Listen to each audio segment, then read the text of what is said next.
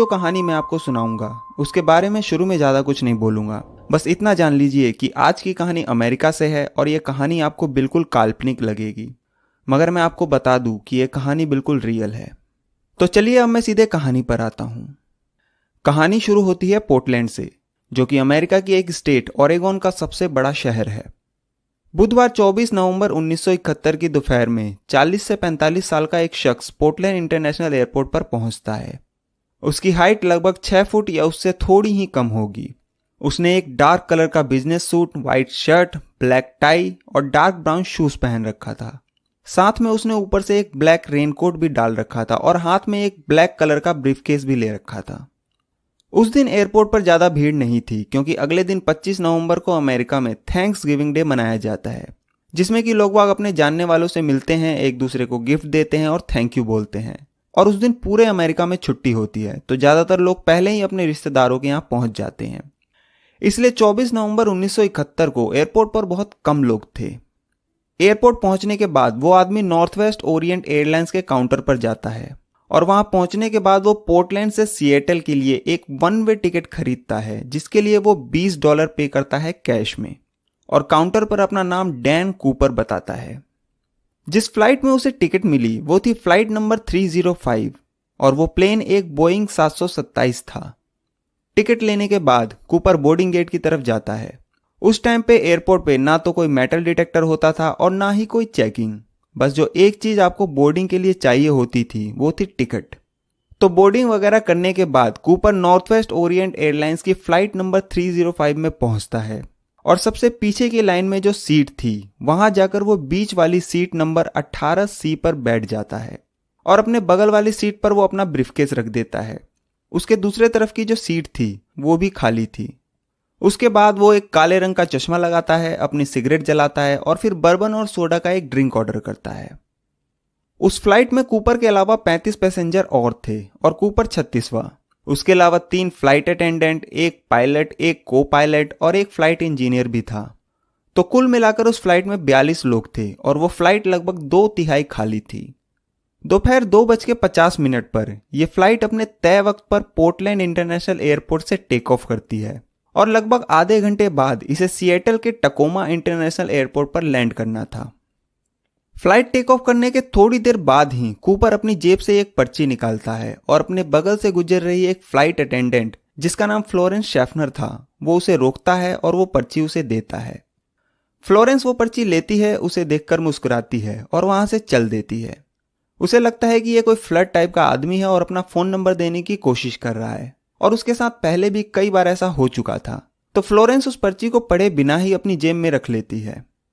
Cooper जब ये देखता है कि उसने पर्ची पढ़े बिना ही अपनी जेब में रख लिया, तो वो उसे दोबारा अपने पास बुलाता है और उसके कान में धीरे से कहता है कि अगर आपने वो पर्ची पढ़ ली हो तो ठीक है, नहीं तो मैं आपको बताना चाहता हूं कि मेरे पास एक बॉम्ब है। जैसे ही ये बात फ्लोरेंस सुनती है वो घबरा जाती है। फिर वो पर्ची खोलकर देखती है तो उसमें लिखा था कि मिस, मेरे पास एक बॉम्ब है और मैं चाहता हूं कि आप मेरे साथ आकर बैठें। उसके बाद फ्लोरेंस अपनी एक साथी फ्लाइट अटेंडेंट, जिसका नाम टीना मकलो था, उसे बुलाती है और वो पर्ची दिखाती है। ये पर्ची देखने के बाद टीना भी घबरा जाती है, मगर वो फिर भी कूपर से पूछती है कि कहीं आप मजाक तो नहीं कर रहे। तो डैन कूपर टीना मकलो से कहता है कि आप मेरे पास बैठिए, मैं आपको कुछ दिखाना चाहता हूं। फिर टीना उसके बगल में जो खाली सीट थी उस पर बैठ जाती है। उसके बाद कूपर अपना ब्रीफकेस खोलता है और उसे दिखाता है। उस ब्रीफकेस में 8 डायनामाइट की स्टिक थी, जो कि 4-4 के बंडल में एक साथ जुड़ी हुई थी। एक बैटरी थी और बहुत सी तारें उससे जुड़ी हुई थी।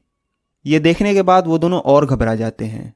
फिर कूपर बोलता है कि ये प्लेन हाईजैक हो चुका है और मैं चाहता हूं कि आप मेरी जो डिमांड है वो इस प्लेन के कैप्टन तक पहुंचाएं।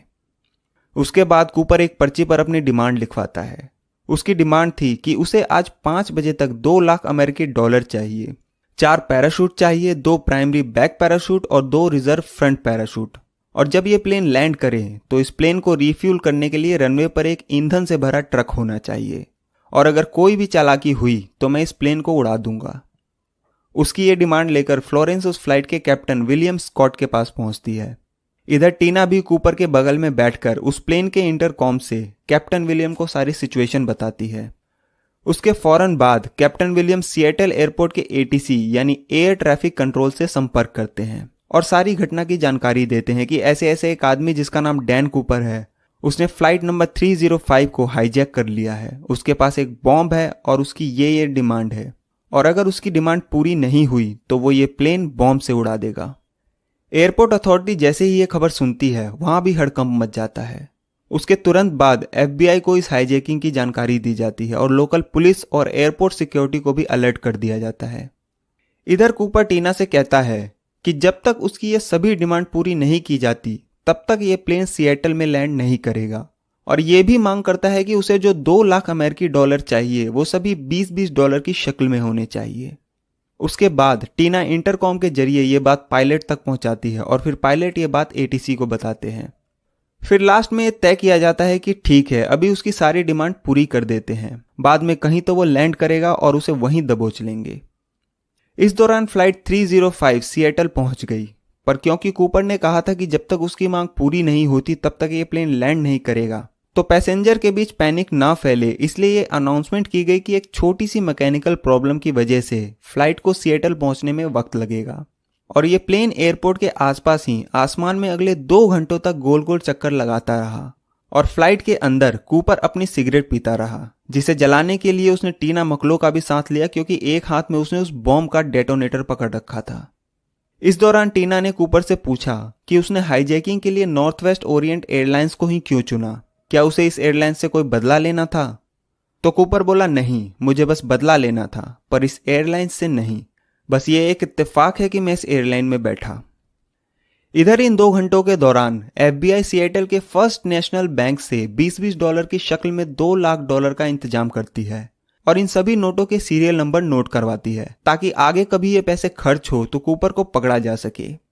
आज 2021 में इन 2 लाख डॉलरों की कीमत लगभग 13 लाख डॉलर के आसपास है, और अगर इन डॉलरों को भारतीय करेंसी में कन्वर्ट करूं तो आज इसकी कीमत होती है लगभग 10 करोड़ रुपए।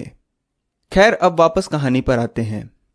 पैसों का इंतजाम करने के बाद वहीं के एक स्काई डाइविंग स्कूल से 4 पैराशूट का भी इंतजाम किया गया, और शाम 5:24 पर ATC के जरिए फ्लाइट के कैप्टन को खबर दी जाती है कि उसकी सभी डिमांड पूरी कर दी गई है। फिर कैप्टन ये खबर टीना को देते हैं और टीना कूपर को।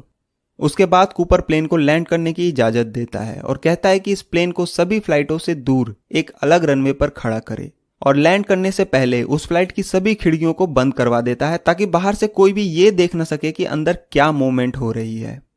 और आखिरकार शाम 5:45 पर फ्लाइट 305 सिएटल के टकोमा इंटरनेशनल एयरपोर्ट पर लैंड करती है।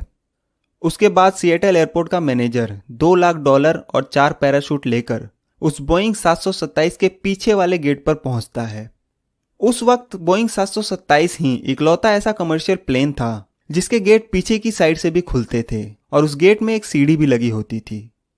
उसके बाद टीना मकलो पीछे वाले गेट से बाहर आती है और एयरपोर्ट के मैनेजर से 2 लाख डॉलर, जो कि बोरी में भरे हुए थे, क्योंकि 20-20 के छोटे नोट होने की वजह से उन पैसों की बहुत सारी गड्डियां बन गई थी, और सिर्फ उन पैसों का वजन ही लगभग 23 पाउंड यानी 10.5 किलो हो गया था। तो टीना उन पैसों और पैराशूट को लेकर डैन कूपर के पास पहुंचाती है। इस दौरान प्लेन में फ्यूल भरने का काम भी शुरू हो चुका था, और जब कूपर की इन सभी डिमांडों को पूरा कर दिया गया तो उसके बदले में उसने प्लेन में बैठे सभी 35 मुसाफिरों को एयरपोर्ट पर उतरने की इजाजत दे दी, और साथ में 2 फ्लाइट अटेंडेंट को भी, जिसमें कि एक फ्लोरेंस शैफनर भी थी, जिसे उसने सबसे पहली बार पर्ची दी थी। इनमें से कई मुसाफिरों को तो ये तक पता नहीं था कि वो जिस प्लेन से उतर रहे हैं वो हाईजैक हो चुका है। कुछ मुसाफिर जिन्होंने पैसों और पैराशूट को प्लेन में ले जाते देखा, सिर्फ वही इस बारे में थोड़ा बहुत कुछ जानते थे। अब उस बोइंग 727 में सिर्फ 5 लोग बचे थे। एक कैप्टन विलियम स्कॉट, एक को पायलट बिल रैटेजैक, एक फ्लाइट इंजीनियर हैरोल्ड एंडरसन, एक फ्लाइट अटेंडेंट टीना मकलो और एक खुद डैन कूपर। उसके बाद कूपर 4-5 शर्तें और रखता है। पहला कि इस प्लेन को मैक्सिको ले चलो, मगर उसे बताया जाता है कि यह प्लेन डायरेक्ट मैक्सिको नहीं जा सकता, हमें बीच में कहीं उतरकर इसे रीफ्यूल करना पड़ेगा। फिर सिएटल से मैक्सिको के बीच कूपर को 2 ऐसे ऑप्शन दिए जाते हैं जहां वो उतरकर रीफ्यूल कर सकते थे। पहला फिनिक्स एरिजोना और दूसरा रीनो नेवाडा। काफी सोच विचार करने के बाद कूपर रेनो एयरपोर्ट पर रीफ्यूल करने की मंजूरी दे देता है। दूसरा कि इस प्लेन के पीछे की सीढ़ी को खुला रखना है, मगर उसे बताया जाता है कि पीछे की सीढ़ियों को खुला रखकर यह प्लेन टेक ऑफ नहीं कर सकता, और उसे ऑप्शन दिया जाता है कि जब ये प्लेन हवा में होगा तब वो इस सीढ़ी को खोल सकता है। तो कूपर इसके लिए मान जाता है। तीसरा कि इस प्लेन की स्पीड 200 माइल से ज़्यादा नहीं होगी। चौथा कि इस प्लेन का लैंडिंग गियर पूरे सफ़र के दौरान खुला रहेगा। और पांचवा कि प्लेन के दोनों तरफ के विंग्स के फ्लैप 15 डिग्री तक झुके रहेंगे। एयरपोर्ट अथॉरिटी और FBI उसकी इन सब शर्तों को मान लेती है और फिर शाम 7:36 पर लगभग 2 घंटे बाद ये प्लेन सिएटल एयरपोर्ट से रीनो नेवाडा के लिए टेक ऑफ करता है। बोइंग 727 के हवा में पहुंचने के लगभग 5 मिनट बाद ही कूपर साथ बैठी टीना मकलो से कहता है कि अब वो भी कॉकपिट में चली जाए और उसे अंदर से लॉक कर ले और अब इसके बाद उसे कोई डिस्टर्ब ना करे। टीना उसकी बात सुनने के बाद कॉकपिट की तरफ जाने लगी और कॉकपिट में पहुंचने के बाद उसे अंदर से लॉक करने से पहले एक आखिरी बार उसने कूपर को देखा तो वो प्लेन के बीचों बीच खड़ा था और अपनी कमर से कुछ बांध रहा था, शायद वो पैसे थे। इसके बाद टीना कॉकपिट को अंदर से बंद कर लेती है और अब उस प्लेन में पीछे सिर्फ कूपर ही था। अच्छा, जब ये प्लेन सिएटल एयरपोर्ट से उड़ा तो इस प्लेन पर नजर बनाए रखने के लिए इसके पीछे US एयरफोर्स के 2 F-106 फाइटर जेट्स भी लगा दिए गए, जिनमें कि एक बोइंग 727 के ऊपर उड़ रहा था और एक नीचे। बाहर तेज हवाओं के साथ बारिश भी हो रही थी और यह प्लेन 200 माइल्स की रफ्तार को बरकरार रखते हुए 10,000 फीट की ऊंचाई पर अपने तय रूट पर उड़ रहा था। लगभग 8 बजे के आसपास कॉकपिट के अंदर लाइट इंडिकेट होती है कि पीछे की सीढ़ी को खोला गया है और एयर प्रेशर भी चेंज हो रहा था। इसका मतलब था कि प्लेन के अंदर बाहर से हवा आ रही है। तो कैप्टन विलियम इंटरकॉम के जरिए कूपर से बात करने की कोशिश करते हैं, मगर कूपर उस कॉल का कोई जवाब नहीं देता और उनमें से किसी की हिम्मत नहीं हुई कि वो पीछे जाकर देखे कि आखिर चल क्या रहा है, क्योंकि कूपर ने किसी को भी पीछे आने से मना किया था। इसके लगभग 10 से 15 मिनट बाद कॉकपिट में बैठे सभी लोगों को प्लेन में एक झटका और बहुत तेज एक एयर प्रेशर महसूस होता है, जिसकी वजह से सभी के कान थोड़ी देर के लिए सुन्न पड़ जाते हैं, मगर थोड़ी देर बाद ही सब कुछ नॉर्मल हो जाता है। और इसके 2 घंटे बाद रात लगभग 10:15 पर यह प्लेन रेनो के ताहोई इंटरनेशनल एयरपोर्ट पर सुरक्षित लैंड करता है और इस प्लेन की पीछे की सीढ़ी अब भी खुली हुई थी। रेनो एयरपोर्ट पर पहले से ही FBI के एजेंट्स, रेनो पुलिस और सुरक्षा बल कूपर को पकड़ने की तैयारी में बैठे थे और बोइंग 727 के लैंड करते ही ये सभी इस प्लेन को चारों तरफ से घेर लेते हैं, मगर वो जैसे ही इस प्लेन में घुसते हैं उन्हें कहीं भी कूपर दिखाई नहीं देता। पर कूपर जिस सीट पर बैठा था वहां से उन्हें 2 पैराशूट मिलते हैं, एक खुला और एक रिजर्व पैराशूट। कूपर ने जो सिगरेट पिए थे उसके 8 बचे हुए बट्स भी मिलते हैं और एक काले रंग की क्लिप ऑन टाई भी मिलती है, जिसमें कि एक टाई क्लिप भी लगी थी। वो एजेंट्स उस प्लेन का चप्पा चप्पा छान मारते हैं, पर उन्हें ना तो बॉम्ब मिलता है, ना ही पैसे और ना ही कूपर का कोई नामो निशान। इसका मतलब था कि वो सिएटल से रेनो के बीच पैराशूट पहनकर पैसों समेत रात के अंधेरे में उस प्लेन से कूद गया। मगर अब सवाल यह था कि आखिर कूपर कूदा कहां, क्योंकि ना तो उस फ्लाइट में बैठे किसी शख्स ने उसे कूदते हुए देखा और ना ही उन फाइटर जेट्स के पायलटों ने जो बोइंग 727 के ऊपर और नीचे उड़ रहे थे। उसके बाद उस फ्लाइट के क्रू मेंबर्स के जरिए FBI को पता चलता है कि रात के लगभग 8:13 पर प्लेन में एक झटका महसूस हुआ था। तो हो सकता है कि कूपर उसी वक्त इस प्लेन से कूदा होगा और जिस रूट पर यह प्लेन चल रहा था उसका नाम था विक्टर 23। तो इस रूट और टाइमिंग के हिसाब से कूपर जिस जगह कूदा वो जगह पोर्टलैंड से 64 किलोमीटर दूर उत्तर की तरफ थी और एरियल वॉशिंगटन और लुइस नदी के आसपास थी। उसके बाद उसी रात फ्लाइट के सभी क्रू मेंबर्स और चश्मदीद पैसेंजर की मदद से डैन कूपर का स्केच बनवाया गया और फिर अमेरिकी इतिहास में किसी भी इंसान को ढूंढने के लिए आज तक का सबसे बड़ा मिशन शुरू हुआ और इसे नाम दिया गया नॉरजैक। अगली सुबह से ही उस इलाके के कई किलोमीटर एरिया में सर्च ऑपरेशन चलाया गया जहां कूपर कूदा था। वो पूरा एरिया जंगलों और बड़े बड़े पेड़ों से ढका हुआ था और कूपर को उस एरिया में ढूंढना ऐसा था जैसे भूस के ढेर में सुई ढूंढना। मगर फिर भी यह सर्च ऑपरेशन चलता रहा। ग्राउंड पर सर्च करने के लिए लोगों की बहुत बड़ी बड़ी टीम बनाई गई, जिन्होंने अगले कई महीनों तक कई किलोमीटर आगे पीछे दाएं बाएं सब जगह छान मारा। आसमान में हेलीकॉप्टर से भी ढूंढा गया, नदी के अंदर भी ढूंढने की कोशिश की गई, मगर कोई फायदा नहीं हुआ। ना तो कूपर मिला, ना ही उसकी लाश, ना ही कोई पैसे और ना ही कोई पैराशूट। अब जैसे ही ये खबर न्यूज चैनल्स और न्यूज़पेपर में आई तो लोगों के बीच ये खबर ऐसे फैली जैसे जंगल में आग। हर कोई ये जानना चाहता था कि आखिर वो रहस्यमय इंसान कौन है जो रात के अंधेरे में आसमान में उड़ते हुए एक प्लेन से गायब हो गया। इस दौरान एक न्यूज़पेपर ने गलती से उसका नाम डैन कूपर की बजाय डीबी कूपर छाप दिया और फिर इसके बाद वो इसी नाम से मशहूर हो गया। उसके बाद एफबीआई ने उसे उसके नाम डैन कूपर, जो कि उसने पोर्टलैंड एयरपोर्ट पर दिया था टिकट खरीदने के लिए, उस नाम की भी हिस्ट्री खंगाली गई, मगर इस नाम का कोई भी शख्स नहीं मिला। फिर एफबीआई ने उन सीरियल नंबर को भी पब्लिक कर दिया जिस सीरियल नंबर के नोट डीबी कूपर को दिए गए थे, ताकि पब्लिक की मदद ली जा सके। कई न्यूज़पेपर्स ने तो यहां तक ऐलान किया था कि अगर कोई भी शख्स इस सीरियल नंबर का एक नोट भी लाएगा तो उसे उसके बदले $5000 तक का इनाम दिया जाएगा, मगर इसके बाद भी कुछ हाथ नहीं लगा। एफबीआई शुरू से ही यह मानती रही कि जिन हालातों में कूपर प्लेन से कूदा उन हालातों में उसका जिंदा बचना नामुमकिन था, जिसके लिए एफबीआई ने कुछ थ्योरीज दी। एक कि जब कूपर प्लेन से कूदा तो कूदने से पहले उसने कुछ भी तैयारी नहीं की। ना तो उसने ऐसे कपड़े पहने थे जो स्काई डाइविंग में पहना जाता है, ना ही जूते, ना ही दस्ताने, ना ही चश्मा और ना ही हेलमेट। और जो पैराशूट उसने अपने लिए चुना, उस पैराशूट को भी अपने हिसाब से कंट्रोल नहीं किया जा सकता था। उस दिन बाहर तेज हवाओं के साथ साथ बारिश भी हो रही थी और ऊपर से अंधेरा, तो कूदने के बाद उसे होश ही नहीं रहा होगा कि वो कहां जा रहा है, और अंधेरे में वो एक पेड़ के ऊपर गिरा होगा और उसकी मौत हो गई होगी। दूसरा कि जब वो प्लेन से कूदा तो वो सीधे लुइस नदी में जाकर गिरा, और नवंबर के महीने में वहां का टेम्परेचर -डिग्री में रहता है।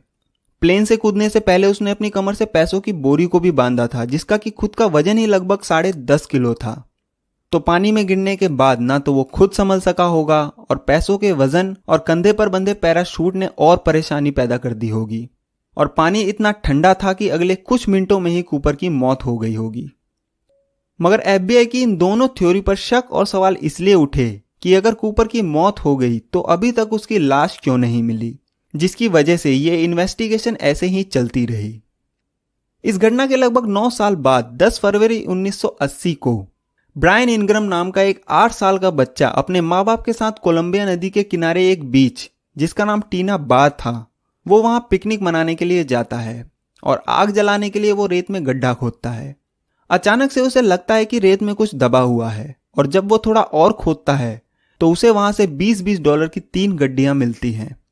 ये नोट काफी पुराने लग रहे थे और उसमें टोटल जो अमाउंट था वो था $5800। उसके बाद ये नोट एफबीआई को दिए गए, और जब इनका सीरियल नंबर मिलाया गया तो वो उन सीरियल नंबर से मैच हो गए जो कूपर को दिए गए थे। उसके बाद से आगे कई बार टीना बार बीच की खुदाई की गई, मगर इन 3 नोट के बंडलों के अलावा वहां से और कुछ नहीं मिला। पर फिर भी यह सबूत मिलने के बाद एफबीआई को लगा कि अब यह केस सॉल्व हो जाएगा। मगर इन पैसों ने केस को सुलझाने की बजाय और उलझा दिया, क्योंकि टीना बार बीच जहां ये पैसे मिले वो लगभग वहां से 27 किलोमीटर दूर था जहां कूपर ने छलांग लगाई थी। तो सवाल ये था कि आखिर ये पैसे यहां आए कैसे। इसके लिए एक थ्योरी ये आई कि जब कूपर प्लेन से कूदा तो उसके कुछ पैसे लुइस नदी में गिर गए, और वो नोट बहते बहते कोलंबिया नदी में आ गए, और फिर कोलंबिया नदी के जरिए टीना बार तक पहुंच गए। मगर प्रॉब्लम यहां यह थी कि लुइस नदी जिस जगह कोलंबिया नदी से मिलती है, वहां से कोलंबिया नदी टीना बार की उल्टी दिशा में बहती है। तो उन पैसों का कोलंबिया नदी में मिलने के बाद टीना बार बीच पर पहुंचना पॉसिबल नहीं था, और ये तीनों नोट की गड्डियां एक साथ बहकर एक ही बीच के किनारे एक ही जगह पर आकर रुक जाएं, वो भी नेचुरल तरीके से, ये भी पॉसिबल नहीं लगता। तो क्या प्लेन से कूदने के बाद कूपर जिंदा बच गया था और ये पैसे कूपर ने ही उस बीच पर छुपाए थे, या फिर किसी और को ये पैसे मिले और उसने यहां आकर छुपा दिए? इसका जवाब किसी के पास नहीं था। इधर अमेरिका में कई लोग डीबी कूपर को एक हीरो की तरह मानने लगे थे। कई लोगों का मानना था कि जिस तरह से कूपर ने यह हाईजैक किया और उसके बाद हवा में गायब हो गया, और आज तक एफबीआई जैसी इन्वेस्टिगेशन एजेंसी भी उसे ढूंढ नहीं पाई, और जिस तरीके से उसने एफबीआई को चकमा दिया वो काबिले तारीफ है, और ये एक परफेक्ट क्राइम था। एरियल वॉशिंगटन जहां कूपर कूदा, वहां से कुछ दूरी पर एक दुकान है जिसमें आज भी कई लोग थैंक्सगिविंग डे पर कूपर की कामयाबी का जश्न मनाने आते हैं। उधर एफबीआई भी कूपर की खोज में लगी रही। लंबी छानबीन चली, हर पॉसिबल जगह को खंगाला गया। साल दर साल बीतते गए, मगर कूपर का कोई पुख्ता सबूत नहीं मिला। कूपर से मिलते जुलते कई सस्पेक्ट को उठाया गया, जिनमें से कई लोग तो ऐसे थे जिनके फैमिली मेंबर्स ने खुद आकर कहा कि उसकी वाइफ डीबी कूपर थी, उसका भाई डीबी कूपर था, उसके अंकल डीबी कूपर थे। मगर कभी भी कोई ऐसा सबूत नहीं मिला जो ये साबित कर सके कि वो ही डीबी कूपर है। ये इन्वेस्टिगेशन ऐसे ही चलती रही और साल 2011 आ गया। इन बीते हुए सालों के दौरान FBI ने लगभग 1000 से भी ज्यादा सस्पेक्ट को टारगेट किया, जिसकी वजह से साल 2011 तक इस केस की इतनी फाइल्स बन चुकी थी कि अगर इन फाइलों को एक के ऊपर एक रखा जाए तो इसकी ऊंचाई लगभग 40 फीट तक हो जाएगी। FBI ने जितने भी सस्पेक्ट को टारगेट किया उनमें से एक सस्पेक्ट जो सबसे इंपॉर्टेंट था उसका नाम था रिचर्ड फ्लॉयड मकॉय जूनियर। कूपर के गायब होने के लगभग 4 महीने बाद ही 7 अप्रैल 1972 को रिचर्ड ने बिल्कुल कूपर जैसे ही यूनाइटेड एयरलाइंस की फ्लाइट 855 को एक हैंड ग्रेनेड और एक पिस्तौल के दम पर हाईजैक किया था। उसने भी एयरपोर्ट पर टिकट लेने के लिए कूपर जैसे नकली नाम का इस्तेमाल किया था। उसने भी अपनी डिमांड एक पेपर पर लिखकर दी थी। उसने भी 4 पैराशूट की डिमांड की थी। बस उसने $2 लाख की बजाय $5 लाख की डिमांड की थी। और उसने भी जिस एयरक्राफ्ट को हाईजैक किया वो बोइंग 727 था और पैसे लेने के बाद वो भी प्लेन के पिछले दरवाजे से कूद गया था। मगर उसके 2 दिन बाद ही 9 अप्रैल 1972 को FBI रिचर्ड मकॉय को पकड़ लेती है और सभी को लगता है कि वही कूपर है। मगर एक चीज जो उसे कूपर साबित करने के आड़े आ रही थी वो थी उसकी उम्र। 1971 में जिस दिन कूपर ने प्लेन हाईजैक किया उस टाइम रिचर्ड मकॉय की उम्र सिर्फ 29 साल थी, पर चश्मदीदों के हिसाब से कूपर की उम्र 1971 में 45 से 50 के बीच थी। उसके अलावा रिचर्ड मकॉय ने ना तो कभी ये माना कि वो ही कूपर है और ना ही कभी मना किया। उसके 2 साल बाद ही 1974 में एक पुलिस मुठभेड़ के दौरान रिचर्ड मकॉय की गोली लगने से मौत हो जाती है और उसके साथ ही सभी सवाल भी खत्म हो जाते हैं। मगर आज कूपर के पिए हुए सिगरेट बट्स से मिले DNA के जरिए यह साबित किया जा सकता था कि रिचर्ड मकॉय ही DB कूपर है या नहीं, जो कि 1972 में पॉसिबल नहीं था क्योंकि उस वक्त DNA की सुविधा नहीं थी।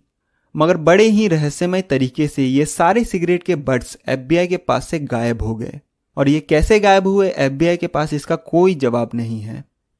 उसके बाद 8 जुलाई 2016 को FBI कहती है कि हमने पूरी कोशिश की DB कूपर को ढूंढने की। हमने इन बीते हुए सालों में अपनी सभी मैन पावर का इस्तेमाल कर लिया, मगर वो कहां से आया और कहां गया ये हमें नहीं मालूम। और आखिरकार 45 साल बाद FBI अपनी हार मान लेती है।